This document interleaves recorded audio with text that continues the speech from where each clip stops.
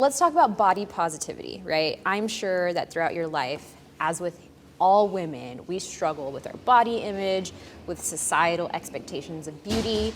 Tell me about a time when you felt super down, you felt like, I'm not beautiful, like mean comments, bullying, things where you felt really bad about yourself. So for me, I think bullying kind of started really young.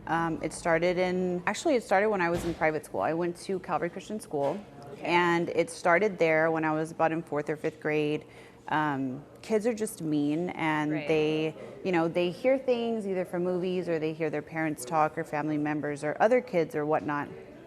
And I feel like when somebody gets upset, they can just throw words at you and it's no big deal. Well, over time, those words end up staying with us and we remember things. So then middle school comes, high school comes. Well, what would they say? Like examples, like what would they say to you? They would just say that I was ugly, or, she's overweight, and I mean, I wasn't, the only one, obviously. Right. There were other kids, but I just felt sometimes like they kind of targeted me.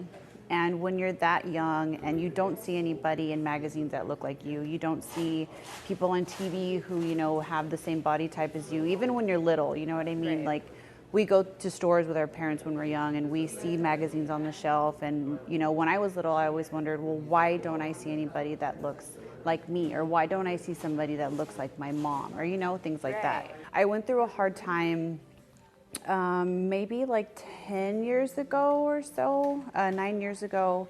And I was my heaviest weight that I had ever been. And I was like, you know what? I'm not comfortable. Like, I want to be able to put on clothes, even though our size doesn't define our beauty. Right. I just personally wanted to feel better about myself. So I lost 80 pounds all by myself. How did you do that? Diet and exercise. This was before the babies, before I was dating anybody. I would go to the gym sometimes twice a day.